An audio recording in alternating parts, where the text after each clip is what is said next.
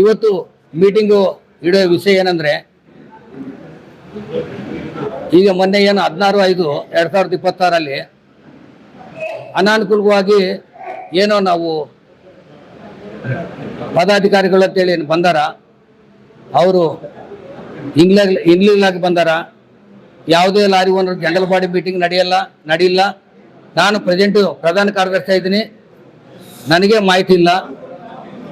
ಅದಕ್ಕಾಗಿ ಇದು ಏನಿದ್ದಿತ್ತು, ಈ ಬಾಡಿ ಏನೋ ಒಂದು ವೇಳೆ ರಿಜಿಸ್ಟ್ರೇಷನ್ ಆದರೆ ಅದು ವಜಾಗೊಳಿಸಿ ಜನರಲ್ ಬಾಡಿ ಮೀಟಿಂಗ್ ಇಟ್ಕೊಂಡು ಆಯ್ಕೆ ಆಗಬೇಕು.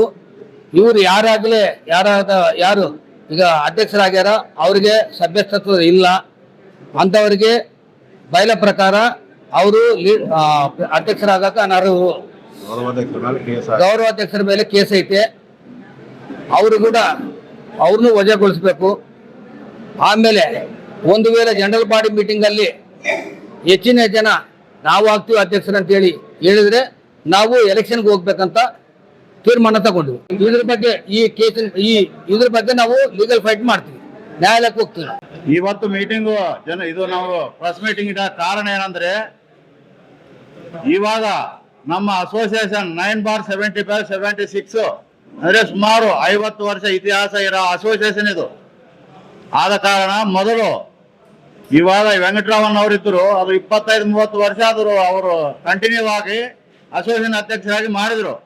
ಅವರು ಆದ್ಮೇಲೆ ಅವ್ರಿಗೆ ಆರೋಗ್ಯ ಚೆನ್ನಾಗಿದ್ದ ಕಾರಣಕ್ಕ ನಾವು ಒಂದು ಭಾಸ್ಕರ್ ರೆಡ್ಡಿ ಅವ್ರನ್ನ ನಾವೆಲ್ಲ ಆಯ್ಕೆ ಮಾಡ್ಕೊಂಡು ಚೆನ್ನಾಗಿ ಅಸೋಸಿಯೇಷನ್ ನಡೆಸಿದ್ರು. ಅವಾಗ ಏನಾಯ್ತು, ಸೀರಿಯಲ್ ಸಿಸ್ಟಮ್ ಮಾಡಿ ಲಾರಿ ಒಳಗೆಲ್ಲ ಸ್ವಲ್ಪ ಒಳ್ಳೇದಾಯ್ತು. ಆದ್ಮೇಲೆ ಅವರು 2 ವರ್ಷ ಆಯ್ತು, ಅವ್ರಿಗೆ ರಾಜೀನಾಮೆ ಮಾಡಿಸಿ ಇನ್ನೊಬ್ಬ ಮುನ್ನಾ ಅಂತವ್ರು ನಾವು ಇಟ್ಕೊಂಡಿವಿ. ಮುನ್ನಾ ಬಂದ ಮೇಲೆ ಇನ್ನ ಹೆಚ್ಚಿಗೆ ಲಾರಿ ಓನರು, 1 ಗಾಡಿ ಇರೋರು 2 ಗಾಡಿ 5 ಗಾಡಿ 10 ಗಾಡಿ ಮಾಡಿದ್ರು.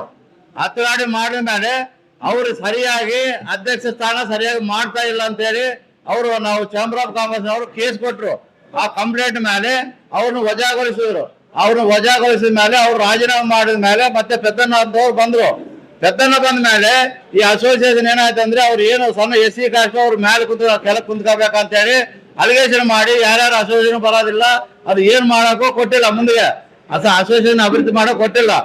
ಆದ್ಮೇಲೆ ನಾವೆಲ್ಲ ಲಾರಿ ಓನರ್ ನಮ್ಗೆ ಆ ಕಡೆ ಇರೋರೆಲ್ಲ ಹೋಗಿ MLA ಹತ್ರ ಹೋಗಿ ನಮಗೆ ಲಾರಿ ಓನರ್ಗೆ ಭಾರಿ ಲಾಸ್ ಆಗಿ ಅನ್ಯಾಯ ಆಯ್ತು ಅಂತೇಳಿ ಅಲ್ಲಿಗೆ ಹೋಗಿ ಕೇಳ್ಕೊಂಡಾವ. ಮಿಂಚು ದಿನ ಅವ್ರು ಎಲ್ಲಾರು 4 ಮಂದಿ ಕಾರ್ಪೊರೇಟರ್ ಬಂದ್ರು.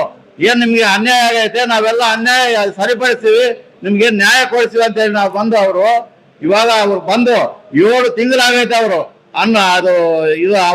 ಇದು ರಾಜೀನಾಮೆ ಮಾಡಿ ಇದುವರೆಗೆ ಅವರು ಬಂದೇ ಇಲ್ಲ. ಯಾರು ಮಿಂಚು ಸಿನನ್ ಅವರು ಮೊನ್ನೆ 16/5/26 ಏಕಾಏಕಿ ಅವರೆಲ್ಲ ಕರ್ಕೊಂಡು ಬಂದು ನಾವೇ ಮಾಡ್ತೀವಿ ಅಧ್ಯಕ್ಷ ಅಂತೆಲ್ಲ ಅವ್ರನ್ನ ಅಧ್ಯಕ್ಷರು ಮಾಡೋದು ರಾಜೀನಾಮೆ ಮಾಡಿ ಆವತ್ತು ರಾಜೀನಾಮೆ ಮಾಡಿ ನಿನ್ನೆ ಬಂದಾರ. 7 ತಿಂಗಳಾದ ಮೇಲೆ ಅವ್ರ ಅಸೋಸಿಯೇಷನ್ ಕಾಲಿಟ್ಟಾರ. ಇಷ್ಟುವರೆಗೆ 7 ತಿಂಗಳು ಲಾರಿ ಓನರ್ ಸತ್ತೋಗ್ಬಿಟ್ಟಾನ, ನಾಶ ಆಗ್ಬಿಟ್ಟ, ಸರ್ವನಾಶ ಆಗ್ಬಿಟ್ಟಾನ. ಆದ್ಮೇಲೆ ಬಂದು ಇವತ್ತು ಏನು ಅಧ್ಯಕ್ಷರು ರಾಜೀನಾಮೆ ಮಾಡಿದ್ರೆ ಸೆಕ್ರೆಟರಿ ಕೈಯಾಗಿರ್ಬೇಕದು. ಏನಿದ್ರೆ ಕೂಡ ಸೆಕ್ರೆಟರಿ ಅದನ್ನ ಫಾಲೋ ಮಾಡಿ ಏನ್ ಜನರಲ್ ಬಾಡಿ ಇಟ್ಟಿರ್ತಾರ, ಏನು ಮಾಡ್ತಾರ ಅಂತ ಹೇಳಿ ಸೆಕ್ರೆಟರಿ ಮಾಡ್ಬೇಕದು. ಇದು ಮಾಡಿಲ್ದಂಗ ಇನ್ಲೀಗಲ್ ಆಗಿ ಅವರು ನಾವೇ ಅಧ್ಯಕ್ಷರು ಅಂತ ಹೇಳಿ ಅವರು ನಂಬರ್ಶಿಪ್ ಇಲ್ಲದಾಗ ಕೂಡ ಬಂದು ಅವ್ರು ಮಾಡ್ಯಾರ. ಇವಾಗ ಅದಕ್ಕಾಗಿ ನಾವು ವಿರೋಧ ವ್ಯಕ್ತ ಮಾಡ್ತಾ ಇದೀವಿ. ಇದರ ಮೇಲೆ ಕಾನೂನು ಪ್ರಕಾರ ಹೋರಾಟ ಮಾಡ್ತೀವಿ ಅಂತ ಹೇಳಿ ಎಲ್ಲರಿಗೂ ತಿಳಿಸ್ತಾ ಇದ್ದೀನಿ. ಎಲ್ಲ ಲಾರಿ ಓನರ್ಗೆ ನಮಸ್ಕಾರ.